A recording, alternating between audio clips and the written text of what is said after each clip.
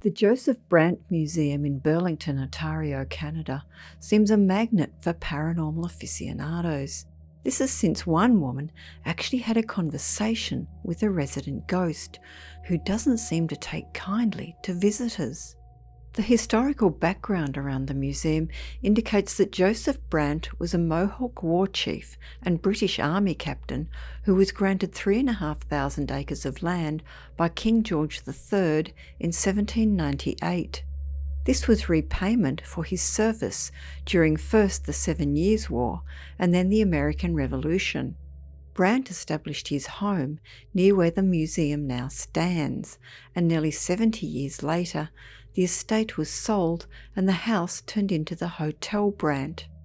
In 1917, the hotel was appropriated for use by the government as a soldiers' hospital, its windows boarded up and rooms remodelled to function as wards and operating rooms. It fell to rack and ruin after this use until later, when a replica of the historic house was constructed in 1942 and from then on operated as the Joseph Brant Museum. The first accounts of the Brant property being haunted actually predate the hotel. In 1873, a neighbouring farmer reported to the American Historical Record that ghosts were inhabiting Brant's original house.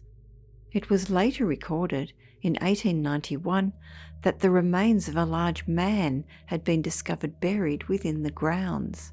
Then, in an article that appeared in the Hamilton Spectator, a local reporter named Michael Bennett claimed that the supernatural core of the museum was located within the attic. Perhaps not so coincidentally, this was where a woman called Eliza had resided and worked. In 1987, a woman was at the Joseph Brant Museum for a meeting that began at 8 p.m. At around 9:30 p.m, the woman was overwhelmed by a kind of sixth sense that something evil was close at hand. Some accounts say that she actually fell into a trance. The woman later recounted that her gaze was drawn to the doorway. There she saw an astonishing sight: Eliza, the museum's ghost. The ghost was wearing a white, floor-length, old-fashioned wedding dress with long sleeves, and her face was partially obscured by a veil. According to the woman's account, she had dark brown hair and was very thin. Scarily, no one else seemed to be able to see her, but Eliza locked eyes with the shocked witness and spoke to her in a hushed voice. She said, "My name is Eliza. I was born in England in the year 1847. Don't let my appearance deceive you, because things are not how they appear." The ghostly figure then disappeared into thin air. At this stage, the woman awakened, but was so terrified by what she had seen and what Eliza had said to her that she immediately had to flee from the building, and only later gave her account. She said that during her silent conversation with the apparition, the presence had also made sure that her name was spelt with an S and not a Z. She has been described by the Ontario Ghosts and Hauntings Research Society as probably a lady of comfort who assisted soldiers housed at the hospital during or after World War I. However, her clothing has been described as that of the Victorian era, and it's more likely that she plied her trade on the upper floor of the hotel in the late 19th century. There seem to have been many accounts of the apparition, who has been variously described as sad but friendly. Given that the Brant Inn no longer exists, it would appear that Eliza has relocated to the Joseph Brant Museum. According to the Hamilton Public Library archives, she has also been seen emerging out of one of the museum display cases, with visitors sometimes observed staring intently at reflections in the glass of the cases. After hearing the story of the woman's encounter with Eliza, the museum's volunteer coordinator, Anne Urquhart, decided to do her own informal investigation. She left a tape recorder out and running after the museum had closed down for the night. Although probably not thinking that she'd actually collect any conclusive evidence, an astonished Anne could hardly believe her own ears when she played the audio tape back the very next morning. Far from being a silent, empty space overnight, the museum had resounded with, amongst other sounds, the rustling of fabric, papers being shuffled, coins dropping onto a table, and cupboard doors opening and closing.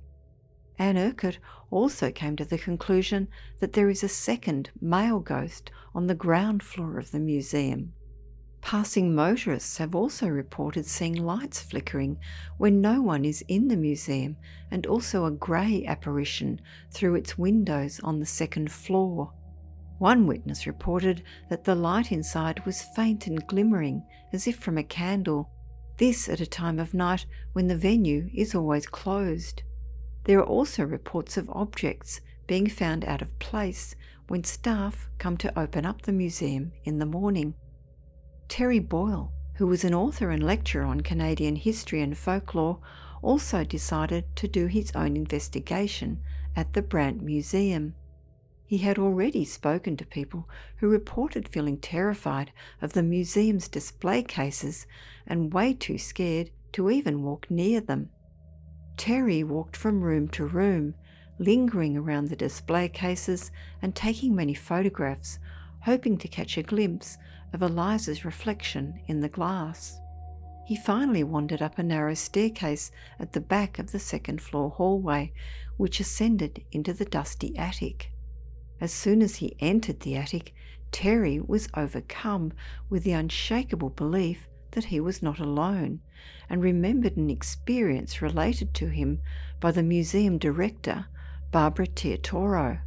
She had been working in the attic with her sister, both packing away costumes and period clothing into cardboard boxes.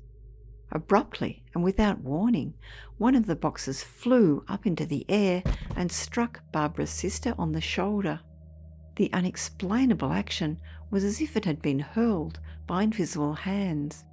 Terry was to have his own eerie experience when he walked into the room where Eliza had been seen wearing her wedding dress.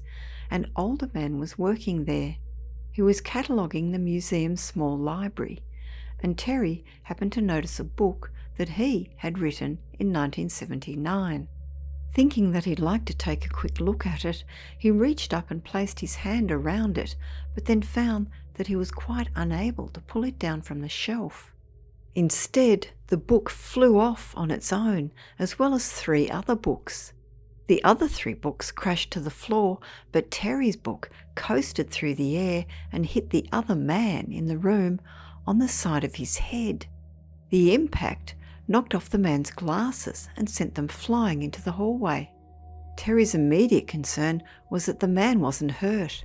He picked up the glasses and brought them back to him, all the while apologising and trying to explain what had happened. But of course the man didn't believe him, and it did seem preposterous to claim that the book had hurtled through the air on its own.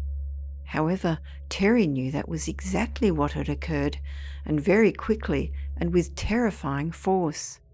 Just as he had been acutely aware that Eliza was present with him in the attic, Terry also sensed that she had followed him down to the second floor and was responsible for throwing his book. Unfortunately, Terry also became very aware that Eliza was a hostile, even evil, presence. He thanked her for being there and then quickly left the museum. Apparently Eliza remained and still shows no signs of ever leaving.